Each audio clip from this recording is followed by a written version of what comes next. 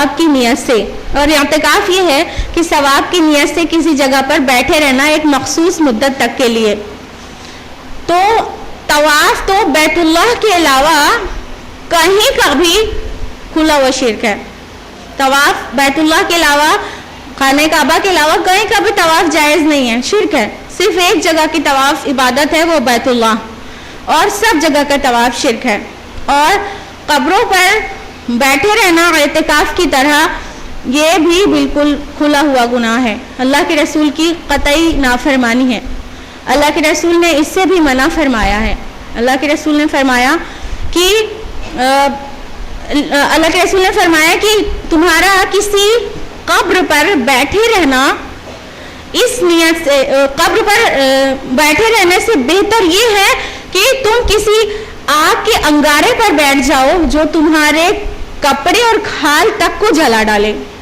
یہاں تک کہہ دیا گیا. سوچئے کہ کہا کہ قبروں پہ بیٹھنے سے بہتر یہ ہے کہ انگارے پر بیٹھ جاؤ. لیکن ہم اور آپ جانتے ہیں نا کہ قبروں پہ کتنا اعتکاف کیا جاتا ہے، بیٹھے رہا جاتا ہے اور ثواب کی نیت کی جاتی ہے اور بہت عقیدت سے بیٹھے رہا جاتا ہے. یہ اللہ کے رسول کی بات کیوں نہیں مانی جا رہی ہے؟ اللہ کے رسول نے منع کیا نا اس بات سے، کس قدر منع کیا. صحیح مسلم کی حدیث تھی، صحیح مسلم جلد نمبر 2 صفحہ نمبر 398. اس حدیث کے حوالے سے ہم نے آپ کو بتایا کہ بالکل قبر پر مطلب بیٹھے رہنا جم کے کہ ثواب ملے گا، یہ بالکل منع کیا اللہ کے رسول نے. یہ شرک ہے. اعتکاف قبروں پر نہیں ہوتا ہے.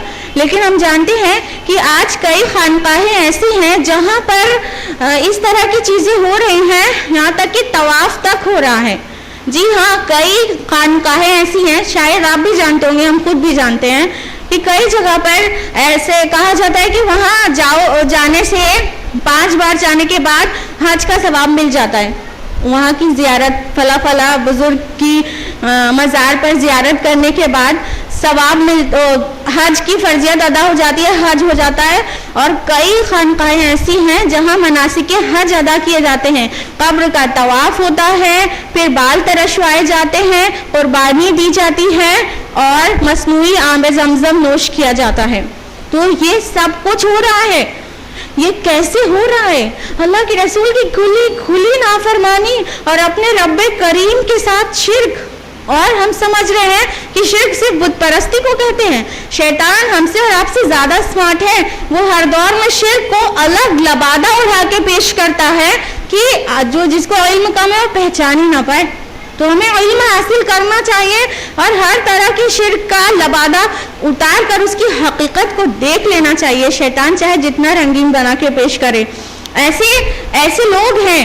حضرت مجدد الفسانی رحمت اللہ علیہ اتنے بڑے موحد تھے، اتنے توحید پسند. انہوں نے توحید کے لیے جیل کاٹی ہے. انہوں نے اکبر کے دربار میں دین الہی کے خلاف بات کہی ہے.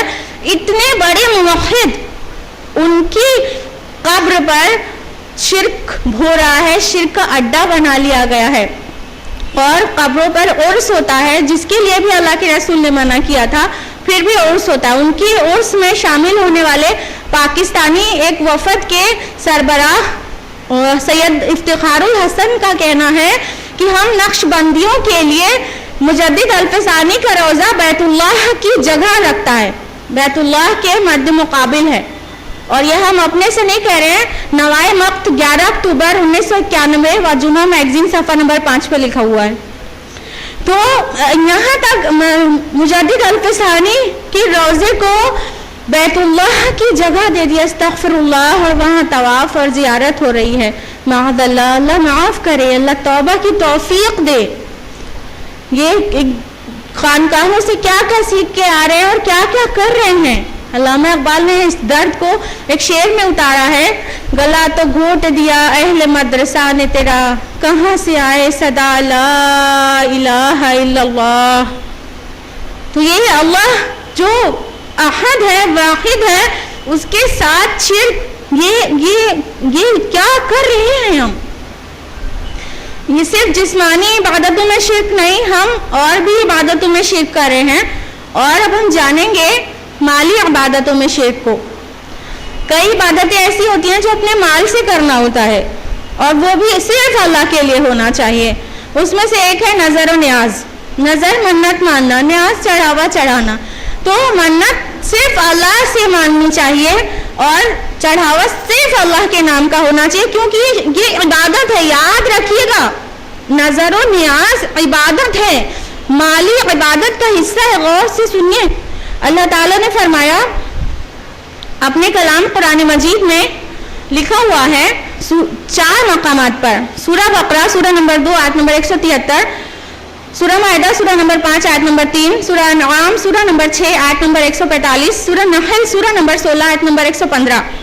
حرمت علیکم المیتۃ والدم ولحم الخنزیر وما اہل لغیر اللہ بہ. آپ پر حرام کیا گیا مردہ گوشت, خون, سور کا گوشت اور وہ کھانا جس پر اللہ کے علاوہ کسی اور کا نام پکارا گیا ہو. اللہ کے علاوہ کسی اور کو نظر کیا ہوا کھانا جب حرام ہے تو نظر کرنا کیسے جائز ہو سکتا ہے؟ وہ کھانا جس پر اللہ کے علاوہ کسی کا نام پکارا جائے وہ مطلقاً حرام ہے, اس کا کھانا بھی حرام ہے, تو چڑھانا کیسے جائز ہو سکتا ہے؟ اللہ کے رسول کی حدیث سماعت فرمائیے. مسند احمد کتاب الزہد پیج نمبر 15. اللہ کے رسول کے ایک حدیث یہ فرمایا آپ نے کہ ایک انسان مکھی کی وجہ سے جنت میں چلا گیا اور دوسرا جہنم میں. صحابہ نے پوچھا اللہ کے رسول وہ کیسے؟ رسول اللہ صلی اللہ علیہ وسلم نے فرمایا کہ 2 لوگ سفر پہ جا رہے تھے, راستے میں ایک قبیلے کا بت پڑتا تھا اور جب تک اس پر کوئی چڑھاوا نہیں چڑھاتا تب تک اسے آگے نہیں گزرنے دیا جاتا. پہلے سے کہا گیا چڑھاوا چڑھاؤ, تو اس نے کہا میرے پاس چڑھانے والی کوئی چیز نہیں ہے. تو کہا چڑھاوا تو چڑھانا ہی ہوگا, چاہے ایک مکھی کا چڑھاؤ. تو اس نے ایک مکھی پکڑی اور بت کے نظر کر دی, لوگوں نے اسے جانے دیا, وہ جہنم میں چلا گیا. دوسرے سے کہا چڑھاوا چڑھاؤ, اس نے کہا میں اللہ کے علاوہ کسی کو چڑھاوا نہیں چڑھاتا, میں اللہ کے علاوہ کسی کو نظر نیاز نہیں کرتا. تو اس کو لوگوں نے قتل کر دیا اور وہ جنت میں چلا گیا. ایک مکھی کا چڑھاوا, ایک مکھی کا نذرانہ کسی کو جہنم میں لے جا سکتا ہے اللہ کے علاوہ کسی اور کے آگے چڑھانے پر. تو سوچئے پورے بکرے اور پوری دیگیں چڑھانے کے بعد کہاں جانے والا انسان؟ یہ میرا سوال ہے, جواب آپ اپنے سے ڈھونڈیے. اللہ پاک رحم کرے لوگوں پر اور پہچاننے کی توفیق دے, اور اللہ کے رسول کی کلام کو کھلے دل سے سننے کی توفیق دے. دیکھیے میری بات جب تک ایک آڑ لے کے, ایک حجاب لے کے سنیں گی تو کچھ بھی سمجھ میں نہیں آئے گی. یہ تو وہ ہے, ان کو بکنے دو, آپ ایسا ہی سنیں گی.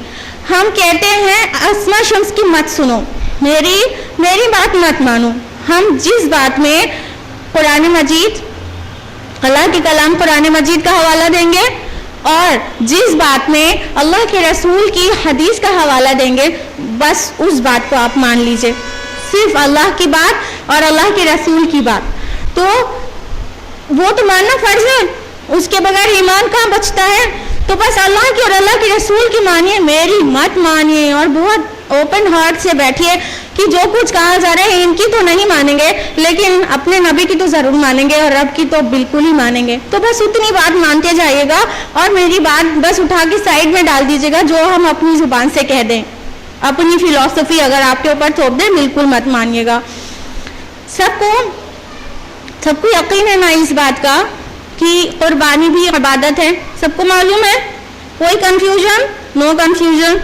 قربانی عبادت ہے نا. اللہ تعالیٰ نے فرمایا قرآن مجید میں سورہ الکوثر سورہ نمبر 108 آیت نمبر 2 میں فَصَلِّ لِرَبِّكَ وَانْحَرْ, کہ آپ اپنے رب کے لیے نمازیں پڑھیے اور قربانی کریے.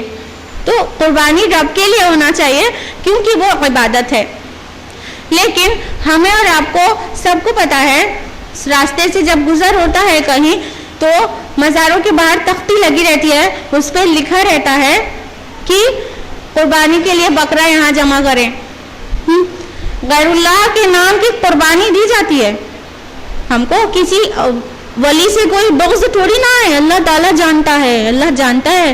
ہم کو کسی اللہ کے ولی سے کوئی بغض نہیں ہے کہ ہم ان کے خلاف کوئی بھی بات کہیں, ہم ایسا کہنے والے نہیں ہیں.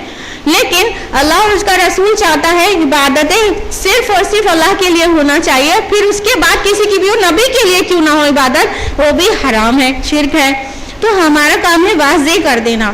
تو دیکھیے کہ کتنی خانقاہوں پہ، کتنی مزاروں پہ مطلب قربانی دی جاتی ہے، جانور ذبح کیا جاتا ہے، اس لیے کہ مطلب اہل قبر راضی ہوں، ان کی رضا کے لیے قربانی دی جاتی ہے۔ استغفر اللہ، قربانی بالکل قطعی عبادت کا جز ہے اور وہ اللہ کے لیے ہی ہونا چاہیے، غیر اللہ کے لیے قربانی جائز نہیں ہے۔ مسلم شریف کی روایت ہے، صحیح مسلم جلد نمبر 5 کتاب الاضاحی صفحہ نمبر 227، اللہ کے رسول نے فرمایا جو غیر اللہ کے لیے جانور ذبح کرے اس پر اللہ کی لعنت ہے۔ اللہ کے رسول نے فرمایا اللہ تعالیٰ اس پر لعنت کرتا ہے جو اللہ کے علاوہ کسی اور کے لیے قربانی پیش کرے۔ ہم اور آپ چاہتے ہیں اللہ کی لعنت کے مستحق بننا، ہم چاہتے ہیں اللہ کی رحمت سے دور ہی ہو جائے، اللہ کی رحمت ہم پر نہ آئے۔ بولیے ہم اللہ کی رحمت کے بغیر کیسے رہ سکتے ہیں؟ تو اللہ کی لعنت ہوتی ہے اس شخص پر جو غیر اللہ کے نام قربانی پیش کرتا ہے۔ یہ قربانی اور یہ عبادتیں تو صرف اور صرف اللہ کے لیے چاہیے۔ اللہ تعالیٰ نے واضح کیا قرآن مجید میں، سورہ انعام سورہ نمبر 6 آیت نمبر 162 میں فرمایا قل ان صلاتی ونسکی ومحیای ومماتی للہ رب العالمین، کہو کہ بالیقین میری ساری نمازیں، میری عبادت و قربانیاں، میرا جینا اور میرا مرنا اللہ کے لیے ہے جو تمام جہانوں کا پروردگار ہے۔ تو یہ قربانی اللہ کے لیے ہونا چاہیے، وہی تمام جہان کو پیدا کرنے والا، پالنے والا ہے، اس کا حق بنتا ہے کہ ہم اسے قربانی پیش کریں اس کی رضا کے لیے۔ اور دلی عبادتوں میں بھی شرک ہو رہا ہے، وہ عبادتیں جن کا تعلق دل سے ہے اس میں بھی شرک ہے سوسائٹی میں، اور اس میں دلی عبادتوں میں سب سے پیش ہے دعا۔ اللہ کے رسول کی حدیث ہے، ترمذی جلد نمبر 2 کتاب الدعوات صفحہ نمبر 631، الدعاء هو العبادہ، دعا ہی عبادت ہے۔ اللہ کی رسول نے فرمایا دعا ہی عبادت ہے۔ سیم حوالے سے الدعاء مخ العبادہ، دعا عبادت کا مغز ہے۔ تو دعا عبادت کا حصہ ہے، عبادت ہے۔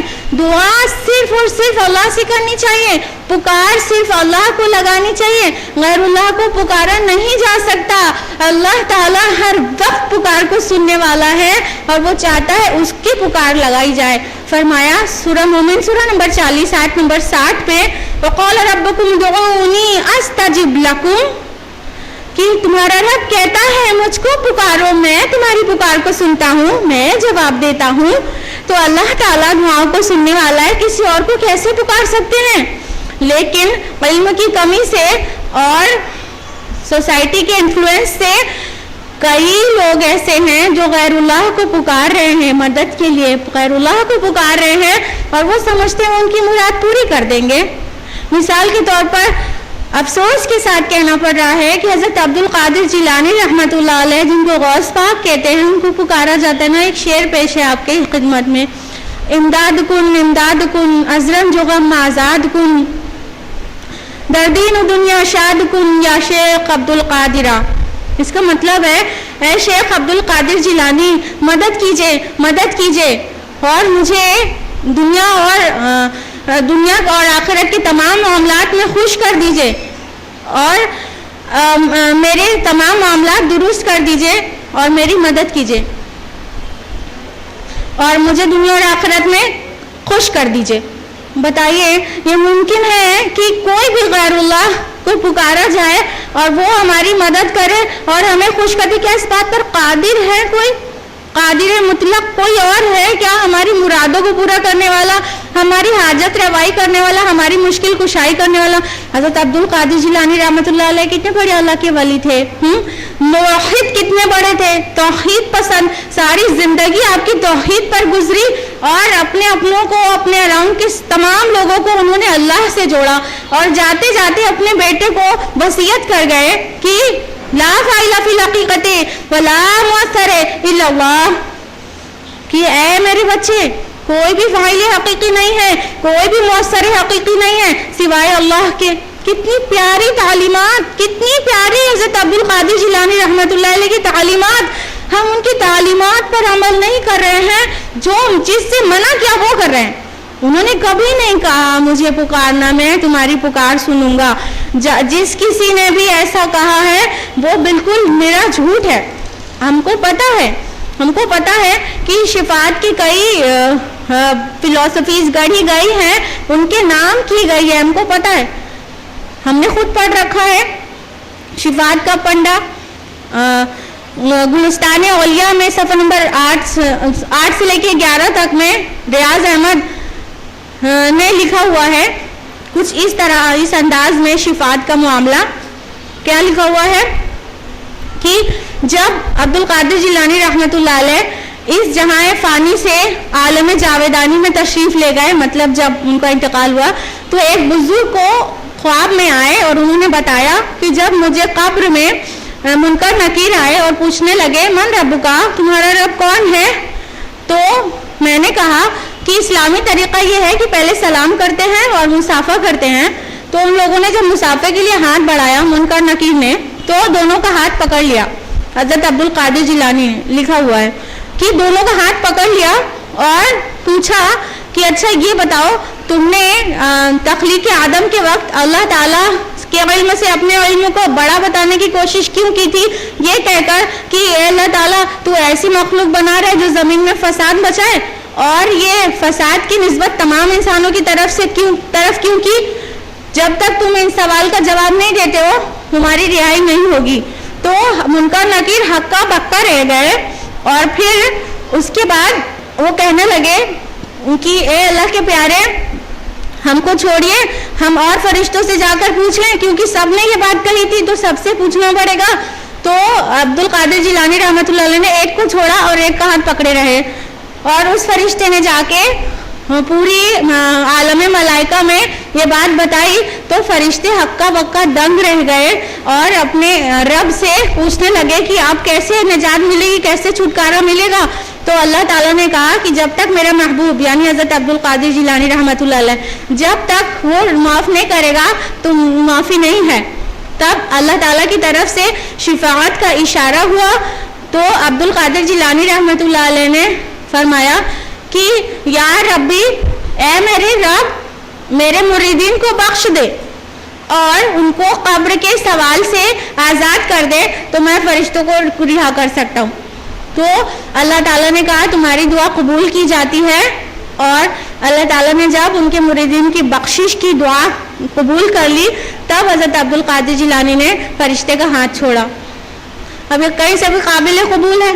یہ بات کیا ظاہر کر رہی ہے, یہ بات یہ ظاہر کر رہی ہے کہ کوئی اللہ کو مجبور کر سکتا ہے معاذ اللہ اس بات کے لیے کہ وہ کسی کی سفارش کو قبول کرے. استغفر اللہ, اللہ تعالیٰ کو کوئی مجبور کر سکتا ہے معاذ اللہ.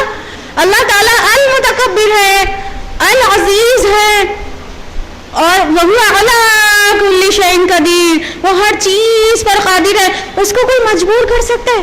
تو شفاعت کے ایسے ایسے فنڈے کتابوں میں لکھے ہوئے ہیں جو عوام جس کو علم نہیں ہے وہ بآسانی اس میں آ کے اپنی بخشش کا راستہ تلاش کے اس طرح ان چیزوں میں ملوث ہوئی جا رہی ہے. جبکہ اگر قرآن مجید پڑھتے تو ابھی سب دودھ کا دودھ پانی کا پانی ہو جاتا ہے. قرآن کے قریب آئیں گے تو کوئی بھی نہیں بہکا سکے گا. قرآن مجید میں لکھا ہے سورہ فاتر سورہ نمبر 35 آیت نمبر 13 میں فرمایا والذین تدعون من دونہ ما یملکون من قطمیر, یہ اللہ کو چھوڑ کر تم جس کسی کو بھی پکارتے ہو وہ ایک پرے کاہ کے بھی مالک نہیں.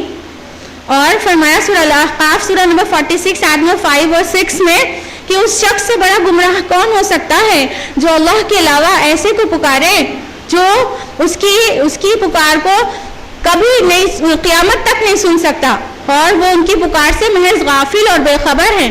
اور جب قیامت برپا ہوگی اور سارے لوگ اٹھائے جائیں گے تو وہ ان کے دشمن ہوں گے اور ان کی پرستش کا, ان کی عبادت کا انکار کریں گے. تو جس سے ہم امید لگائے بیٹھے ہیں نا کہ وہ ہماری سفارش کرے گا، وہ دشمنی کرے گا روز قیامہ. ہم نہیں کہہ رہے، قرآن مجید کہہ رہا ہے، قرآن مجید کہہ رہا ہے. تو اللہ کی چھوڑ کر کسی کو بھی پکارا جائے گا، کسی بھی ولی، کسی بھی پیر، کسی بھی فقیر کو، تو وہ بالکل بھی مدد نہیں کر سکتا ہے. تو آپ